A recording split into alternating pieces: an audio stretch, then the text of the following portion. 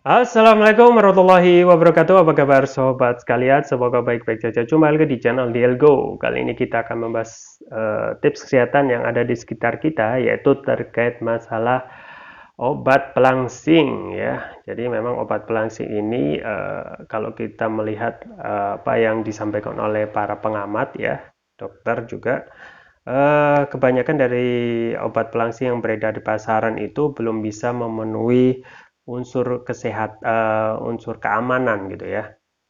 Yaitu yang akan kita bahas kali ini ya.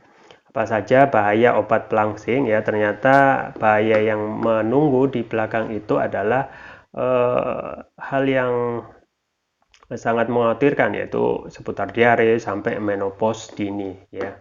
Ya, sobat sekalian, memang obat pelangsing yang dijual bebas itu umumnya ya menawarkan khasiat menurunkan berat badan secara cepat gitu ya. Nah, akan tetapi ternyata kandungan yang ada di dalamnya itu patut diwaspadai gitu ya. Sebab ada sejumlah bahaya obat pelangsing berpotensi menimbulkan masalah kesehatan dalam jangka panjang ya. Jadi ada bahaya yang sangat menunggu di belakang, yaitu bahaya kesehatan dalam jangka panjang ya.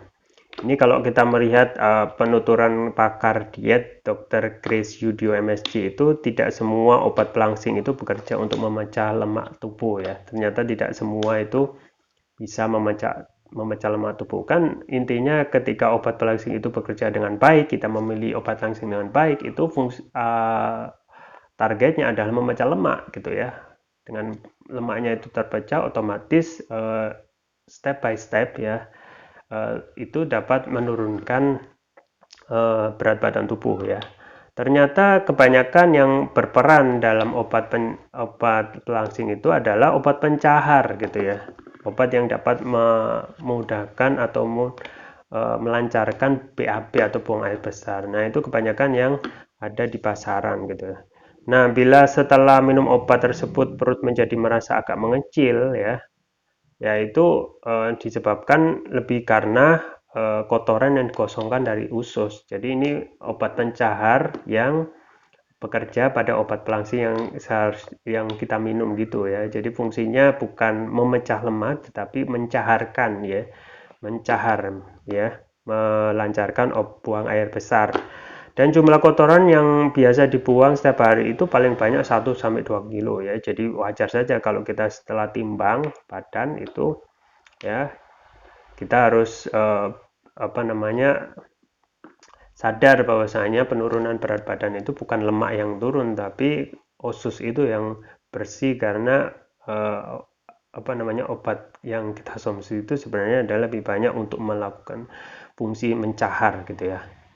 Nah, ada bahaya-bahaya yang mengintai yang kesehatan ya akibat pemakaian obat pelangsing ini sangat bervariasi bahayanya. Ini 5 bahaya yang sudah kita rangkum ya. Yang pertama adalah diare gitu ya.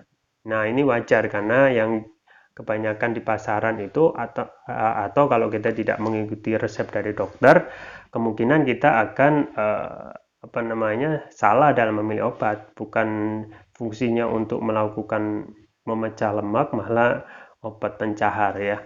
Nah, salah satu tingkat bahaya yang paling umum yang terjadi itu adalah gangguan pencernaan dan menyebabkan diare gitu ya. Kondisi tersebut juga disertai sembelit, konstipasi ya, mulas ya, itu wajar pada saat diare. Kemudian sampai mengeluarkan gas secara intens ya. Jadi penyebab diare pada obat diet itu bisa dipengaruhi oleh kandungan petermin sehingga menjadi ketergantungan. Jadi ini yang patut diwaspadai. Yang kedua adalah sakit perut. Jenis obat pelangsing Orlistat yang bekerja menghambat penyerapan lemak itu dapat menimbulkan reaksi sakit perut gitu ya. Selain diare, otomatis penyakit seputar usus ya sakit perut gitu ya. Rasa sakit perut itu akan bersamaan dengan buang air berlebihan ya. Nah, ini Pak wajar ini kalau kita sering apa namanya, berlebihan dalam hal buang air, otomatis akan kehilangan cairan gitu, dan ini akan berbahaya untuk kesehatan jangka panjang. Meski efek tersebut terjadi sementara, jika dibiarkan tentu saja ini akan memperburuk kondisi kesehatan. Yang ketiga, bahaya obat pelangsing itu ya peningkatan tekanan darah ya.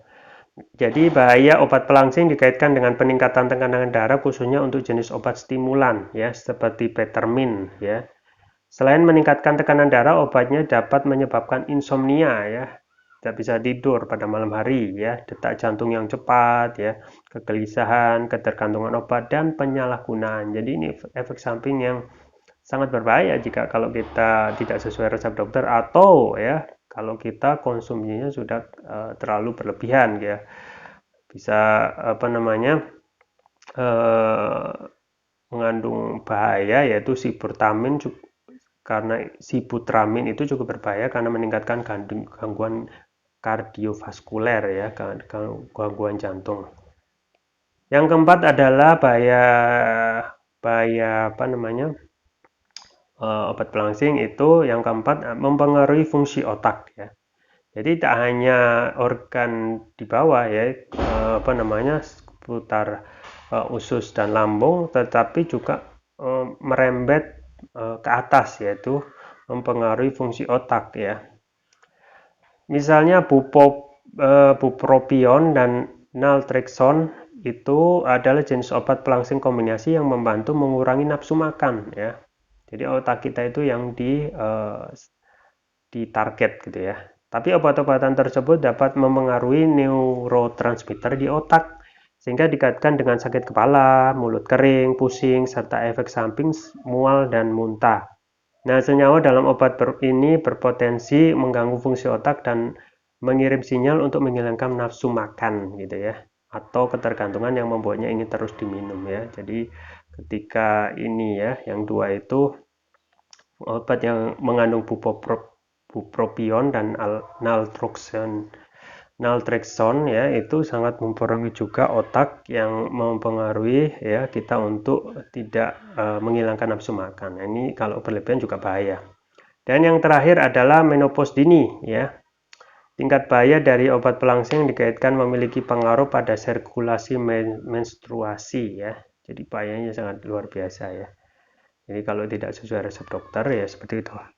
Efek samping paling umum yaitu membuat orang mengkonsumsinya jadi sering buang air kecil gitu ya. Apabila terlalu banyak mengeluarkan air seni, maka sirkulasi darah dalam indung telur jadi terganggu dan rusak lalu mengakibatkan menopause dini gitu ya. Jadi kalau sudah menopause dini sudah tidak bisa apa namanya? rahim tidak bisa berfungsi gitu ya. Dan cara aman konsumsi obat pelangsing sejauh ini memang kondisi medis tertentu seperti obesitas, diabetes, dan konsumsi obat pelangsing memang masih boleh dikonsumsi, tapi asal harus dengan resep dokter gitu ya. Jadi ya sobat sekalian, konsumsi yang tidak sesuai untuk pelangsing memang sudah patutnya kita usahakan untuk dihindari ya. Dan kita menggunakan cara yang alami yaitu ya olahraga, kemudian pola hidup sehat ya. Dan juga yang terus saya rekomendasikan adalah konsumsi untuk menjaga stamina dan imunitas tubuh ya, termasuk juga supaya kita tetap fit dan tidak cepat sakit dalam kondisi yang tidak menentu sekarang ini yaitu konsumsi propolis ya. Propolis yang saya rekomendasikan yaitu Turkish Propolis Turkiya ya, ini ya. Turkish Propolis Turkiya yang manfaatnya luar biasa dan ini adalah produk premium ya. Produk premium dan memiliki kelebihan diantaranya sudah memakai nanoteknologi. Apa yang nanoteknologi itu? Ada teknologi untuk meningkatkan kelarutan dan penyerapan oleh tubuh ya. Jadi dapat mempercepat penyembuhan terhadap penyakit ya. Dapat juga mengatasi hampir mayoritas kebanyakan penyakit gitu ya. Nah, di sini juga ada ruqyah yang sangat direkomendasikan ya. Kemudian manfaatnya apa saja ya? Dapat mengatasi penyakit non medis ya.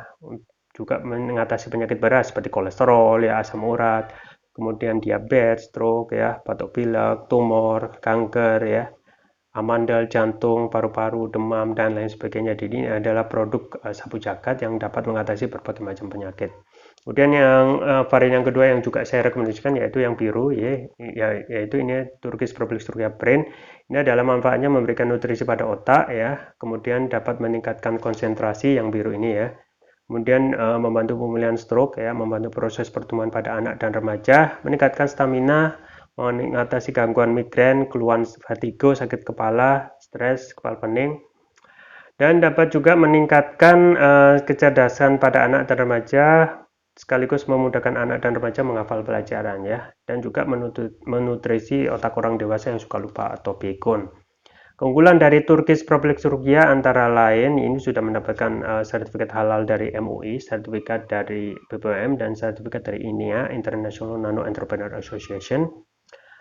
Kemudian penggunanya mudah, tinggal meneteskan Turkish Public Surgia ini sesuai berat badan tubuh. Misalkan berat badan tubuh 70 kg, berarti 7 tetes, dikonsumsi dua kali pagi dan malam. Untuk terapi berat ya, misalnya untuk stroke, diabetes, ya, asam urat dan lain sebagainya, itu bisa 3 kali pagi, siang, dan malam. Ya, jangan lupa untuk selalu menjaga kesehatan imunitas tubuh dengan konsumsi rutin Turkish Propolis Rukia. Link pembelian ada di deskripsi atau bisa kunjungi toko online kami di Algo, di Tokopedia atau Shopee. Dan bisa saya sampaikan, semoga bermanfaat. Jangan lupa like, share, dan subscribe. Sampai jumpa lagi. Wassalamualaikum warahmatullahi wabarakatuh.